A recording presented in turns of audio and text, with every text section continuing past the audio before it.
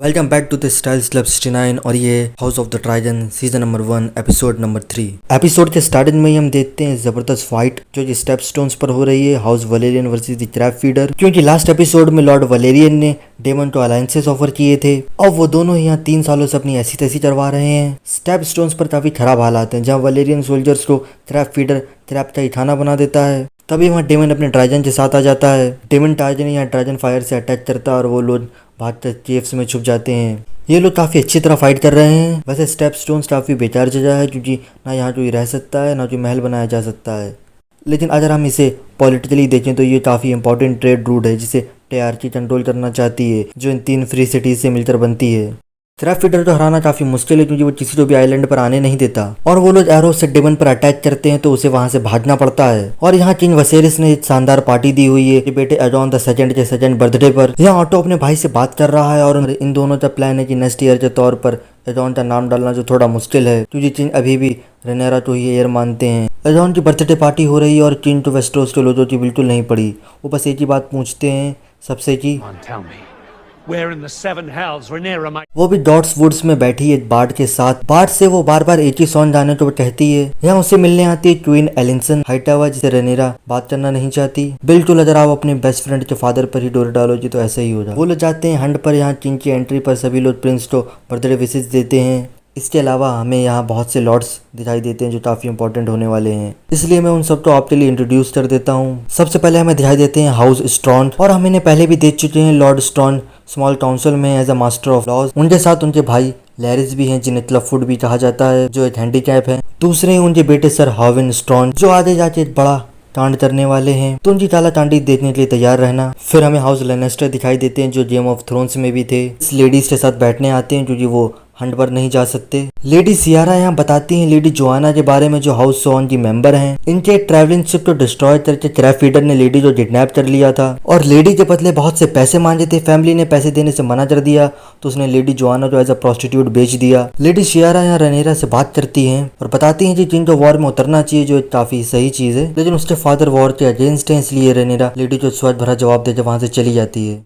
बाहर रेनेरा को मिलते हैं Lord Jason Lannister. Of course वो अपनी अमीरी चोतते हैं, इसलिए रेनेरा उस पर ध्यान नहीं देती। इसके अलावा वो ये भी बताते हैं कि उनकी शादी होने वाली रेनेरा के साथ वो चली जाती है अपने फादर से बात करने। मैरिज में अलायंसेस बनाना कोई बड़ी बात नहीं है, रॉयल फैमिली हमेशा से ऐसे ही करती आती है। लेकिन रेनेरा को ये बात पसंद नहीं आती और वसेरिस उसके ऊपर गुस्सा हो जाता है। या ऑटो ने आके बताता है कि जो व्हाइट हैट देखा गया है, जो स्टैच है, वो काफी रेयर होता है। अपने फादर से गुस्सा हो जाए रेनेरा वहां से निकल लेती है और उनके पीछे सर क्रिस्टन टोल भी। वो उसके हॉर्स तो आगे जाके रोक लेते हैं और वो कैंप वापस जाने की बात करते हैं, लेकिन वो नहीं मानती और वो लोग थोड़ी बातें करते हैं जैसे कि किंग्स डार्ट शादी नहीं कर सकते और भी ऐसी आलतू फालतू चीजें।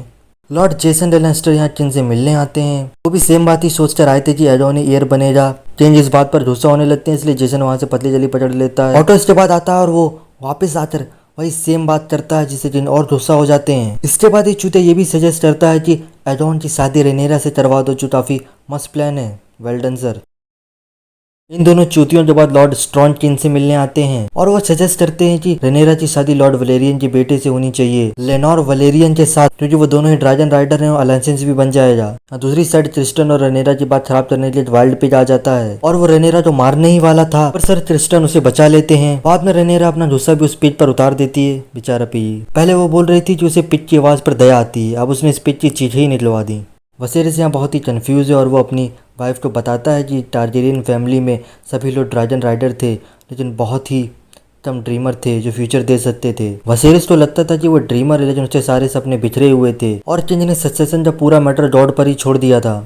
और मॉर्निंग में जब उन्हें हार्ट मिलता है तो वो वाइट नहीं था, ये ब्लैक हार्ट था, जिसे 2 बारी में ही मार देते हैं। यहाँ रेनेरा और क्रिस्टन जो व्हाइट हैट दिखाई देता है, जो सबसे रेयर एनिमल है, और रेनेरा को लगता है कि ये साइन है कि वो फ्यूचर में ट्विन बनेगी। उनके वापस आने पर सभी लोग किंग्स लैंडन वापस आते हैं और यहाँ ऑटो अपनी बेटी को बताता है कि उसे किंग से बात करनी होगी कि वो एडोन को ही अपना नेक्स्ट ईयर बनाए। तो एलिसन जाके किंग से मिलती है और उन्हें बताती है कि उन्हें क्रैब फीडर का चूज करना पड़ेगा, वरना लोग उन्हें एज अ गुड किंग याद नहीं रखेंगे। फाइनली वॉर में उतर जाते हैं और अपने भाई डेमन के लिए एक आर्मी भेज देते हैं।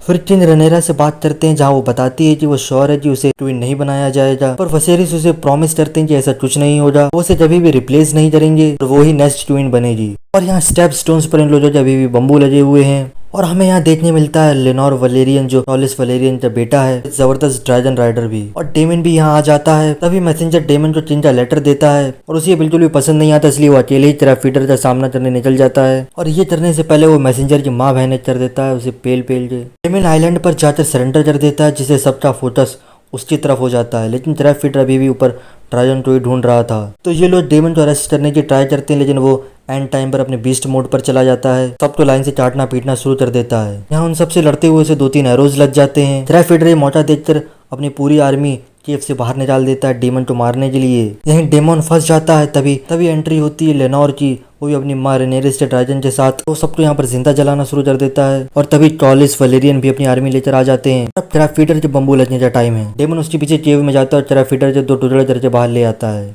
और स्टेप स्टोन्स की फाइट यहीं पर एंड हो जाती है। बिना चिन की हेल्प लिए डेमन ने अपने आप को साबित कर दिया ट्रैफीडर को हराकर। तो बस गाइस, आज के लिए इतना ही। अगर ये वीडियो पसंद आई तो लाइक करो, कमेंट्स में बताओ अगली कौन सी सीरीज के बारे में बात करना चाहोगे। और द ड्रैगन हर एक एपिसोड का रिकैप मैं ऐसे ही बनाता रहूंगा, तो चैनल को सब्सक्राइब कर लीजिए। मिलते रहेंगे ऐसी वीडियोस के साथ। And finally, thanks for watching.